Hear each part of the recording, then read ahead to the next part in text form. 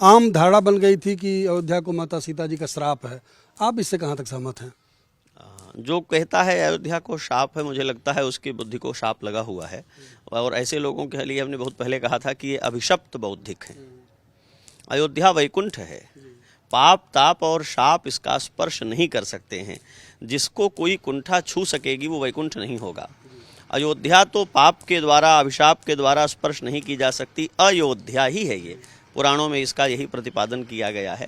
यह असल में अपनी कुंठा को छिपाने की युक्तियां हैं कि ये तो ऐसी ही रहने वाली है। अयोध्या का दर्शन करके, अयोध्या की यात्रा करके, अयोध्या में निवास करके पीढ़ियों के पाप ताप शाप छूट जाते हैं। अयोध्या को जानकी जी शाप देंगी ये कहकर जानकी जी का भी अपमान किया जाता है और अयोध्या का भी अपमान किया जाता है। एक प्रसंग है रामकथा का, जिसने रामकथा से जुड़े हुए लोगों को, भावुकों को बहुत विह्वल किया है। श्री जानकी जी के वाल्मीकि आश्रम जाने का प्रसंग। उस प्रसंग की आड़ से हमारी लोक कथाओं में, लोकगीतों में बहुत तरह की भावनाएं प्रचलित हो गई हैं। वे आधारभूत नहीं हैं, वे सैद्धांतिक नहीं हैं। और यदि जानकी जी अयोध्या को शाप देंगी तो ये कहने वाले बौद्धिकों से मेरा प्रश्न है, पूरी धरती पर कहाँ अयोध्या से ज़्यादा जानकी जी का पूजन हो रहा है? मिथिला से विदा होकर श्री जानकी जी आई, मिथिला दोबारा गई नहीं, और अयोध्या के अलावा श्री जानकी जी ने कहीं निवास किया नहीं, तो उनका पूजन कहाँ हो रहा है? पूरी अयोध्या में घूम करके कोई एक मंदिर हमें बताइए जहाँ राम जी अकेले हों, जानकी जी ना हो।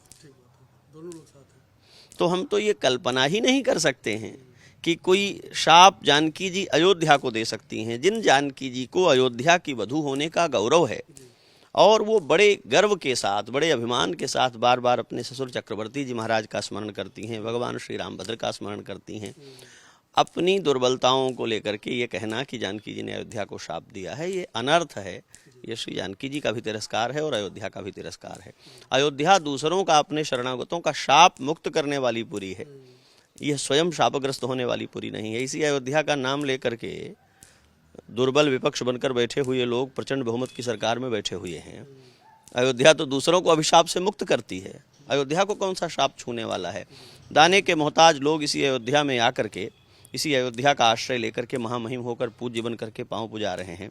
दुनिया में मूर्ख और लतमरुआ बन करके घूमने वाले लोग इसी अयोध्या में आकर के महामहोपाध्याय और महामंडलेश्वर बन करके बैठते हैं।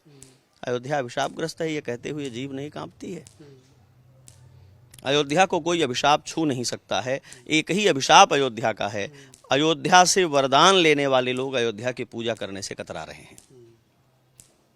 तो यदि अयोध्या से वरदान पाने वाले, अयोध्या से सिद्धि पाने वाले लोग वस्तुतः अयोध्या की पूजा करने के लिए प्रतिबद्ध हो जाएं, तो अयोध्या का जो वास्तविक प्रकाश है और प्रकट हो जाएगा।